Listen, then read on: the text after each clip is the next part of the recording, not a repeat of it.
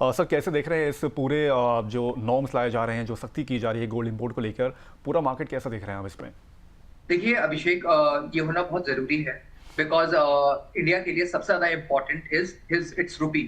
अगर रूपी बहुत बुरी तरीके से गिरेगा तो वो किसी भी पैरामीटर के लिए सही नहीं है, क्योंकि सबसे पहले वो अपने साथ एक इन्फ्लेशन लेकर आएगा। और चाहे आपका दूध, घी, दही सब कुछ महंगा हो जाएगा, क्रूड महंगा हो जाएगा, जिसके कारण एक नॉर्मल आदमी बहुत बुरी तरीके से अफेक्ट होगा। तो मुझे ऐसा लगता है सरकार जिस तरीके से अब कस रही है एक एक पहलू जहां पे इंटरनेशनल पैसा फ्लो ना करे, चाहे वो डोमेस्टिक एयरलाइंस के फॉर्म में हो, चाहे वो वर्क फ्रॉम होम के फॉर्म में हो, जहाँ पे क्रूड का कंजम्पशन कम होना चाहिए, या चाहे वो गोल्ड के फॉर्म में हो। So this is one of the rightest way जहां हम अपनी करेंसी को प्रिजर्व करने के लिए ये स्टेप्स उठा रहे हैं। These are temporary measures. Foreign institutional investors को अट्रैक्ट करने के लिए भी आई एम श्योर सरकार कुछ ना कुछ ऐसे स्टेप्स उठाएगी जिससे जितना जो पैसा पिछले 2 साल के अंदर बाहर गया है उसको हम अट्रैक्टिव तरीके से वापस लाया जा सके, सो दैट इनमें इंडियन मार्केट्स या इंडियन करेंसी दोबारा से रिवाइव हो सके। सर एलोकेशन चेंज करने की ज़रूरत है यहाँ पर निवेशकों को, जैसे कि नॉर्मली ये बोला था कि 15% के आसपास गोल्ड में निवेश करना चाहिए, गोल्ड सिल्वर दोनों में निवेश करना चाहिए। क्या अभी एलोकेशन का जो स्ट्रैटेजी है, एलोकेशन की जो क्राइटेरिया है वो थोड़ी सी यहाँ पर चेंज करनी चाहिए? क्या थोड़ा सा कम कर लें अभी निवेश? क्योंकि ऑब्वियस बात है कई सारे लोग होंगे पीछे नहीं हटना चाह रहे होंगे।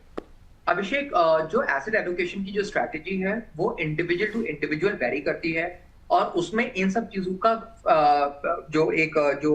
इंपॉर्टेंस होती है कि गोल्ड नीचे गिर गया, इंपोर्ट ड्यूटीज बढ़ा दी है, इंपोर्ट ड्यूटीज कम कर दी, वो नहीं होना चाहिए। अगर आपको अपने पोर्टफोलियोज को डाइवर्सिफाई रखना है, अगर आपको अपने पोर्टफोलियो को इन्फ्लेशन के अगेंस्ट हेज रखना है, अगर आपको पोर्टफोलियो को में स्टेबिलिटी लेकर आनी है, तो gold is a very very good asset class. So in that case in fact जो gold as an asset class ने जो ट्रैक्शन गेन करी है वो पिछले 2 साल के अंदर अंदर करी है। So in that case Abhishek, I would just say one thing कि हर इन्वेस्टर को अपने एसेट एलोकेशन स्ट्रेटजी को फॉलो करना चाहिए, और उस एसेट एलोकेशन स्ट्रेटजी को फॉलो करके उसको इन्वेस्टमेंट्स करने चाहिए, ना कि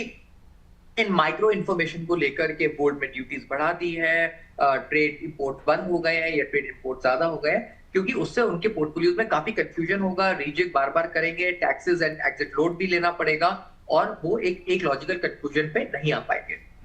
सर रूपी डेप्रिसिएशन के लिहाज से भी क्या गोल्ड में निवेश करना अभी नुकसानदायक दायक है? इनडायरेक्टली पोर्टफोलियो में क्या हम लोग उसको डेंट कर रहे हैं इनकेस अगर अभी निवेश करते हैं गोल्ड? वेल,